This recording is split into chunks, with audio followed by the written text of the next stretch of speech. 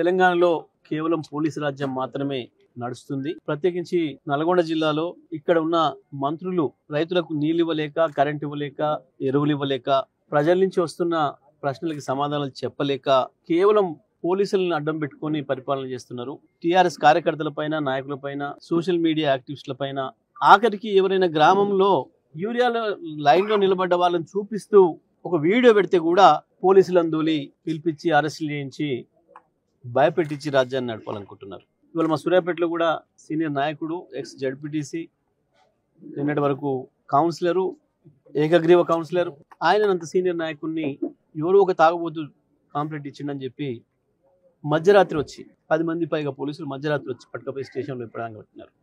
ప్రజలు పెద్ద ఎత్తున తరలి వచ్చి, మహిళలు మొత్తం ఊరుకు ఊరు మహిళలందరూ కదిలి వచ్చి స్టేషన్ ముందర కూర్చుంటే ఇవాళ ప్రజల ఒత్తిడికి భయపడి మళ్ళీ వదిలిపెట్టారు. ఈ ప్రజా ఉద్యమాల ద్వారానే నాయకుల్ని, కార్యకర్తల్ని కాపాడుకోవాలి తప్ప ఇక అంతకు మించి మార్గం లేదు అనేది ఇవాళ మనకు స్పష్టంగా కనబడుతుంది. నేను 2 రోజుల క్రితమే చెప్పినాను, నల్గొండ, సూర్యాపేట ఇద్దరు ఎస్పీలకు కూడా నేను పత్రికా ముఖంగా విజ్ఞప్తి చేసిన, మీ కింది స్థాయి పోలీస్ అధికారులు మీ కంట్రోల్లో ఉండడం లేదు. ఎవరో కొద్దిమంది కాంగ్రెస్ నాయకులు, పైరవికారులు వాళ్ళు ఫోన్లు చేసి చెప్తే ఎవరిని పట్టుకురమ్మంటే వాళ్ళని పట్టుకొస్తున్నారు. ఏ కేసు అవసరం లేకుండా, ఏది లేకుండా చట్ట విరుద్ధంగా పనిచేస్తున్నారు.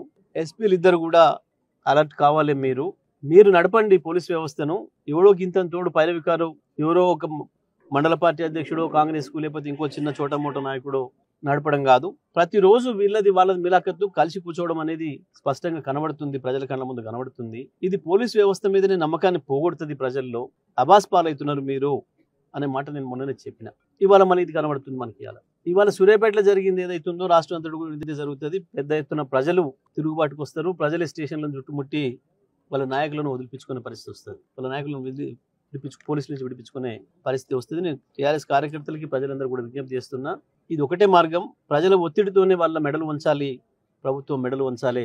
ఇది కేవలం మా కార్యకర్తల్ని, నాయకులను విడిపించుకోవడం కొరకే కాదు, ప్రభుత్వం ఇచ్చిన హామీలు ఏవైతున్నాయో వాటన్నిటిని నెరవేర్చడం కొరకు కూడా ఇదే పెద్ద ఎత్తున ఇదే పద్ధతిలో ఉద్యమాలకు పోవాల్సిన అవసరం కూడా ఉంది.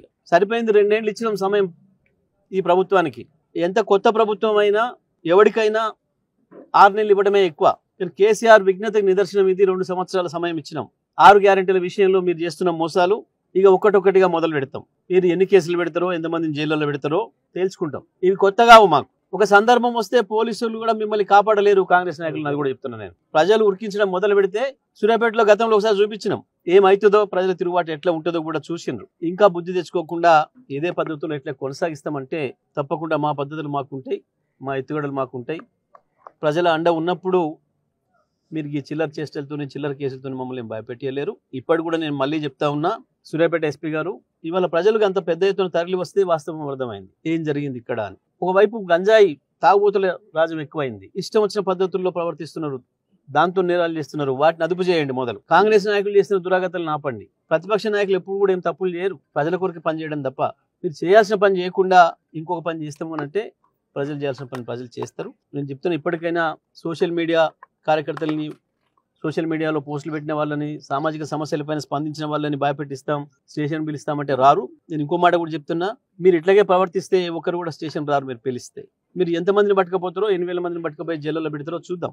ఆ పరిస్థితి తెచ్చుకోవద్దు. పోలీస్ అధికారులను కంట్రోల్ చేయండి, చట్ట ప్రకారం పనిచేసేటట్టు చేయండి అని చెప్పి నేను మరొకసారి కూడా చెప్తా ఉన్నా. ఈ అక్రమ అరెస్టులను ఖండిస్తా ఉన్నాను. నేను ఎట్టి పరిస్థితుల్లో కూడా వీటికి భయపడే పని కూడా లేదు. టీఆర్ఎస్ కార్యకర్తలకు కూడా, బీఆర్ఎస్ కార్యకర్తలకు కూడా విజ్ఞప్తి చేస్తున్నా, ఈ పని మాలిన కేసులు ఇవన్నీ ఏమీ కదిలించలేవు, ఏమి చేయలేవు. పోదాం, సిద్ధమవుదాం, జైల్లో కూడా సిద్ధమవుదాం. ప్రజల కొరకు ఏమి ఇబ్బంది లేదు.